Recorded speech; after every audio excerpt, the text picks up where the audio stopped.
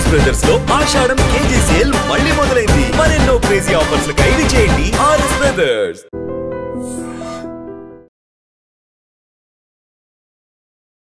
తల్లాబడం అంటే కేవలం గర్భం మోసే విషయం మాత్రమే కాదు. పిండం ఊపిరి తీసుకునే ప్రతిసారి ఒక చిన్న ప్రాణం గురించి తలుచుకునే ఆత్మబద్ధం. అమ్మ కావాలనే ఆశ, ఒక్కసారి అమ్మా అని పిలవాలనే ఎదురుచూపు ప్రతి మహిళ జీవితంలో అద్భుతమైన ఓ ప్రయాణం. మాసాలు తరబడి మందులు వేసుకొని రాత్రిళ్ళు మొగ్గుపెట్టి దేవుణ్ణి మనసారా ప్రార్థించి ప్రతి శ్వాసలో ఒక చిన్న ప్రాణం ఎదుగుతోంది అని ఊహించుకుంటూ చివరికి ఓ పసివాడిని చేతిలోకి తీసుకున్న ఆ క్షణం ఆమె గుండె ఆ చిన్న ప్రాణంలోనే దాగిపోతుంది. అవును, ప్రతి శ్వాస, ప్రతి ఆశ ఆ బిడ్డ చుట్టూ తిరుగుతుంది. కానీ ఒక్కరోజు ఒక్క DNA టెస్ట్ రిపోర్ట్తో, చూపుతో కాదు, శబ్దంతో కాదు, ఒక నీచమైన వాస్తవం చెప్తోంది. ఈ బిడ్డ నీది కాదు అన్న ఆ ఒక్క వాక్యం ఏళ్ల తపస్సుతో కూడిన సంతాన నమ్మకాన్ని ఒక్క క్షణంలో ముక్కలు చేస్తుంది.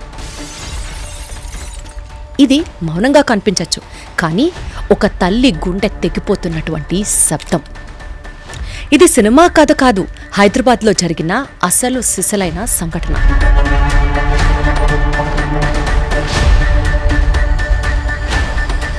అద్దగర్భం ముసుగులో యూనివర్సల్ సృష్టి ఫర్టిలిటీ సెంటర్ నిర్వాహకులు చేసిన ఆకృత్యాలు ఒక్కొక్కటిగా ఇప్పుడు వెలుగులోకి వస్తున్నాయి. ఏజెన్సీ ప్రాంతాలలో నవజాత శిశువులను కొనుగోలు చేసి సరోగసీ పద్ధతిలో పుట్టినట్లు పిల్లల్లేని దంపతులకు అప్పగించి సొమ్ము చేసుకుంటున్నట్లు ఒక్కో స్కామ్ బయటకొస్తోంది. నమస్కారం, అందరికీ నమస్కారం. నేను దీప్తి. ఈరోజు మనం మాట్లాడుకోబోతున్న విషయం ఫర్టిలిటీ స్కామ్.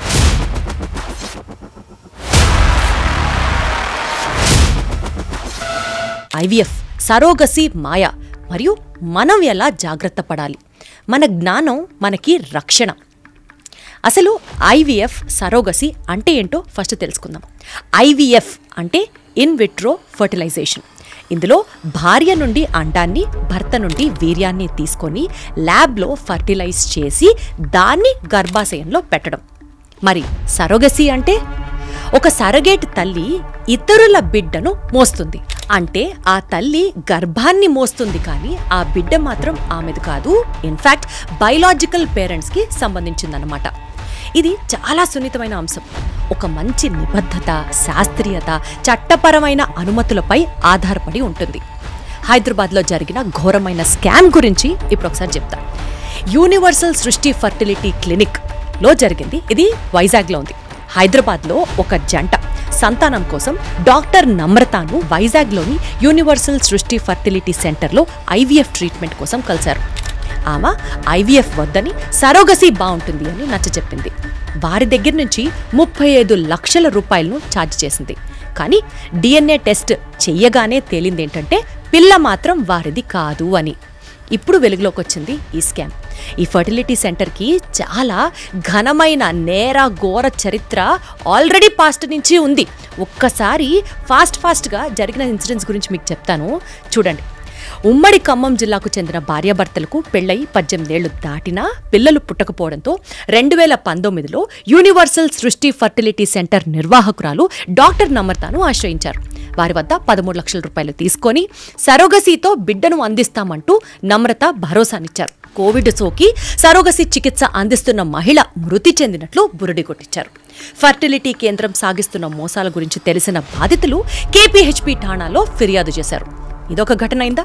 మరో ఘటనలో అమెరికాలో ఉంటున్న ప్రవాస దంపతుల నుంచి 12 లక్షల రూపాయలు తీసుకుని సరోగసీ బిడ్డ పేరుతో విశాఖపట్నంలో కొనుగోలు చేసి చిన్నారిని చేతికిచ్చారు.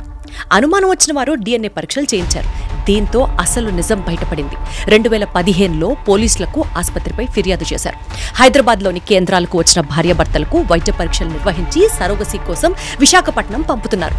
అప్పటికే అక్కడికి వచ్చిన పేద, నిరుపేద మహిళలు, యువతులను సరోగసీకి సిద్ధంగా ఉన్నట్లు చూపిస్తున్నారు.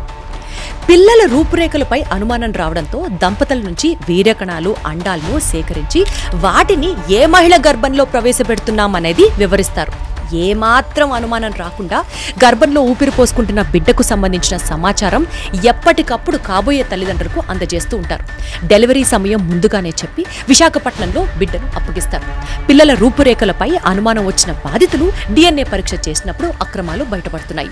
తమ బిడ్డలు కాదని తెలిసిన విషయం బయటికి పొక్కితే శిశువులను కొనుగోలు చేసేందుకు తమపై కేసు నమోదవుతుందనే ఉద్దేశంతో చాలా మంది మౌనం వహిస్తున్నట్లుగా ఓ పోలీస్ అధికారి స్వయంగా తెలిపారు.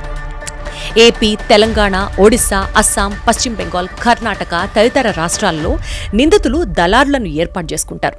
మారుమూల గ్రామాలు, ఏజెన్సీ ప్రాంతాలలో పేద, నిరుపేద కుటుంబాల్లోని గర్భిణులను టార్గెట్ చేసి వారికి డబ్బు ఆశ చూపుతున్నారు.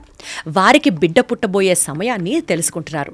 అక్కడ పుట్టిన పిల్లలు 50,000 రూపాయల నుంచి ₹1,00,000 ధరకు కొనుగోలు చేసి ఇక్కడ దంపతులకు సరోగసీ ద్వారా పుట్టిన బిడ్డగా చేతికిస్తున్నారు. అంటే ఇక్కడ 2 అంశాలు. పుట్టిన బిడ్డకి తల్లికి మధ్యలో ఆ బంధాన్ని కట్ చేసేసి పిల్లల్ని అమ్మించే విధానాన్ని ఇంట్రడ్యూస్ చేస్తున్నారు. సృష్టి ఫర్టిలిటీ కేంద్రాలలో ఏర్పాటు చేసిన ల్యాబులు, ఆపరేషన్ థియేటర్లను అక్రమంగా ఏర్పాటు చేసి తమ వద్దకు వచ్చే వారిని తెలివిగా పురిటి కొట్టిస్తున్నారు. ఇతర ప్రాంతాలలో కొనుగోలు చేసిన నవజాత శిశువులను అంటగట్టి ₹1,00,000 వసూలు చేస్తున్నారు. వీరిపై అనుమానంతో బాధితులు DNA పరీక్షకు వెళ్ళినప్పుడు తమ పిల్లలను కాదు అని గుర్తిస్తున్నారు. ఇన్నేళ్లగా సరోగసీ ముసుగులో బాధితులకు అందజేసి శిశువులను ఎక్కడి నుంచో తీసుకొస్తున్నారు, ఎంతమందికి ఇచ్చారనే దానిపై పోలీసులు ఆరాధిస్తున్నారు. అయితే దంపతుల నుంచి సేకరించిన వీర్యం, అండాలను ఏం చేస్తున్నారనేది మాత్రం ప్రశ్నార్థకరంగానే మారింది. దీనికోసం వీళ్ళెంత నీచానికి ఒడిగడుతున్నారో తెలుసా? ప్లాట్ఫామ్స్ మీద బిచ్చగాళ్ల నుంచి ఏరుకొని వాళ్ళ దగ్గరికి వెళ్ళి బీరు, బిర్యానీ ప్యాకెట్లు ఇచ్చి పోర్న్ వీడియోలు చూపించి వారి నుంచి తలా ఒకరికి వీర్యానికి ₹4,000, అండాలకి ₹10,000 సేకరిస్తున్నారు. ఈ ల్యాబ్స్లో IVF చేసి ఇక వారి ఫర్టిలిటీ ల్యాబ్స్లో IVF చేసి ఇంకొకరికి సంతానంగా ఇస్తున్నారు. ఇది శాస్త్రంగా కాదు, చట్టబద్ధంగా కాదు, అసభ్యంగా, అమానవీయంగా, నేరపూరితంగా సాగుతున్నటువంటి ఒక మాఫియా. ముందే డాక్టర్ నమ్రతపై మెడికల్ లైసెన్సు రద్దు అయింది. అయినా సరే 3 పట్టణాల్లో వైజాగ్, విజయవాడ, హైదరాబాద్లో క్లినిక్కులు ధైర్యంగా నడపసాగింది. మొత్తం ఈ అంశానికి సంబంధించి ఇప్పుడు 8 మందిని పోలీసులు అరెస్ట్ చేశారు. అసలు మన భారతదేశంలో ఉన్న చట్టాలేంటి, వాటిలో ఉన్న లోపాలేంటి ఫస్ట్ తెలుసుకుందాం. సరోగసీ చట్టం, సరోగసీ రెగ్యులేషన్ యాక్ట్ 2021. దీని ప్రకారం కమర్షియల్ సరోగసీ పూర్తిగా నిషేధం. ఓన్లీ ఆల్ట్రుస్టిక్ సరోగసీ అనుమతించబడింది. అంటే కేవలం మెడికల్ ఎక్స్పెన్సెస్కి తప్ప సరోగసీ ఎంకరేజ్ చేస్తున్నందుకు గాను ఎలాంటి పేమెంటు ఇవ్వకూడదు, తీసుకోకూడదు. సరోగేట్ అమ్మాయి 21 ఏళ్ల నుంచి 35 సంవత్సరాల మధ్య వయసులో ఉండాలి. బయలాజికల్ కపుల్స్కి పెళ్ళై కనీసం 5 సంవత్సరాలైనా అయ్యుండాలి. అండ్ ఓన్లీ ఇండియన్ కపుల్స్ మాత్రమే అలవ్ చేయబడుతుంది. జెనెటిక్ రిలేషన్ కూడా కంపల్సరీగా ఉండాలి. ఇకపోతే assisted reproductive technology ART act 2021 ప్రకారం క్లినిక్స్ అన్నీ రిజిస్టర్ అయి ఉండాలి under ART registry. Gamete donors అంటే స్పర్మ్ సెల్స్, ఎగ్ సెల్స్ ఇందాక నేను చెప్పినట్లుగా మేల్ నుంచి ఫీమేల్ నుంచి మెడికల్గా స్క్రీనింగ్ అయ్యి ఉండాలి. కంప్లీట్ ట్రాన్స్పరెన్సీ కంపల్సరీగా ఫాలో అవ్వాలి. కానీ అవి ప్రజలకు ఎలాంటి అవగాహన లేదు. బహుళ క్లినిక్లు లైక్ ఇందాక నేను చెప్పినట్లుగా వైజాగ్లో ఉన్న క్లినిక్ లైసెన్స్ రద్దయినా సరే రిజిస్ట్రేషన్ లేకుండా హైదరాబాద్లో, విజయవాడలో, ఇతరత్ర బ్రాంచెస్లో కూడా హ్యాపీగా నడపడం జరుగుతోంది. రిజిస్ట్రేషన్స్ లేకుండా చాలా క్లినిక్స్ నడుస్తున్నాయి. అట్లాగా ప్రభుత్వ పర్యవేక్షణ చాలా బలహీనంగా ఉంది. పేద, నిరుపేద మహిళలు బిచ్చగాళ్లను వాడుకుంటున్నారు. ఇప్పుడు మనం ఏం చేయాలి? పరిష్కార మార్గాలేంటో ఒక్కసారి ఫోకస్ చేద్దాం. ప్రతి IVF సరోగసీ క్లినిక్ను ప్రభుత్వం వేర్వేరుగా గుర్తింపు సంఖ్యతో నమోదై ఉన్నాయా లేదా అని చెక్ చేసుకోవాలి. ప్రభుత్వ వెబ్సైట్లో లైసెన్స్లు ఉన్న క్లినిక్ల జాబితా ఈజీగా ఉంచాలి. ప్రజలకు అందుకునే అడిగే సౌలభ్యం ఉండాలి. వాళ్ళు కూడా చెక్ చేసుకునే వీలు కల్పించాలి. సరోగసీ తల్లికి కౌన్సిలింగ్ మరియు లీగల్ గైడెన్స్ తప్పనిసరిగా ఇచ్చి తీరాలి. ప్రతి బిడ్డను హ్యాండ్ ఓవర్కు ముందు DNA టెస్ట్ తప్పనిసరి చేయాలి.